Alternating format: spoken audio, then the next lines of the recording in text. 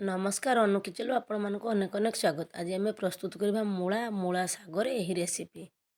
आम अल्प मूला और मूला साग ये नहींचे ताकू भल भाव सफा कर नहींचे। तापर मूला साग को ये सब आम काटी नवा। देखो आम सब मूला साग ये काटी नहींचे। तापर ये आम अल्प पियाज अल्प रसुण ताको नवा। तापर आम ये मूला साग तार मूल सब बाहर कर भल भाव मूला साग को ये आम छोट छोट कर काटी नवा। मूला सागर जो नाड़ी ताकू भी आम ये छोट छोट कर काटी नवा। साग को ये आम बेसी छोट करवानी यही सैज्रे काटी नवा। गोटे मूला ये आम नहीं ताकू भी भल भाव चोपा छड़े नवा। तापर ताकू भी सरू सरू लंबार आम काटी नवा। देखो ये मूला साग मूला को आम यही सैज्रे सब काटीचे। मूला बेसी बड़ ना ये पीस्रे करवा। तापर तार जो नाड़ी ताकू भी आम भल भाव काटी नहींचे। ये सब को भल भाव 2-3 थर कर आम धोईदबा। मूला साग मूला नाड़ी मूला सब धोईदबा। धोई सारापर कढ़ई बसी देते कढ़ई गरम हवा पर एमे गोटे चामच तेल देदबा। तापर गोटे मूला तार नाड़ी ताकू आम प्रथमे देदबा। तापर स्वाद अनुसार लुण सब दे गोलई नबा। तापर आपको जदि सुखिला लगुच अल्प पानी दे आपण 2-3 थर ढाकुणी दे ताकू भल भाव आगे सिझे आनिबा।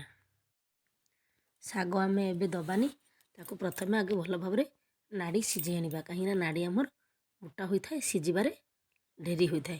देखो आम 2-3 थर ढाकुणी देलापर किसी समय गलापर पानी आम सुखी जापर एवं आम धोई रखा साग को देदबा।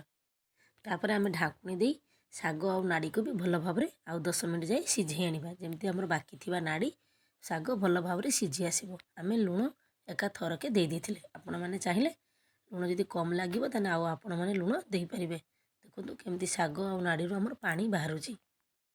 देखो ये आम किसी समय गलापर आम सबको भल भाव गोलई नवा। तापर ताकू ढाकुणी देदबा। किसी समय गलापर देखो आमर हल्का ये सिझी आसलानी केमती देखा जाउची। तार कलर भी केमती चेंज हो जाइए। देखो ये आमर पानी भी पूरा सुखी गलानी आ सब भल भाव सिझी जाइए। आम ए सब भल भाव भाजी आनिबा। आ ढाकुणी आम दबानी एबे एमती बिना ढाकुणी भल भाव किसी समय आम भाजी आनिबा। देखो किसी समय गलापर तार केमती सब हो आसलानी तार कलर भी चेंज हो जाइए। देखो केते कम समय केते कम सामग्री रे आमर आज प्रस्तुत हो गला मूला साग रे ही रेसिपी। देखो किसी समय गलापर एबे आमर हो आसलानी ताकू आम गोटे प्लेट को बाहर कर नबा।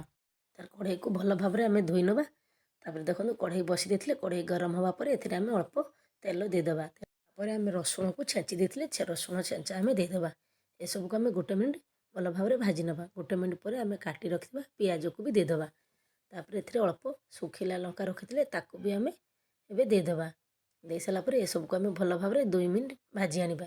जमती आमर पियाज और रसुण भल भाव सब होइजिवो। प्राय तो समस्ते रसुण दे साग प्रस्तुत करते। आम आज रसुण और पियाज दे प्रस्तुत करुचे।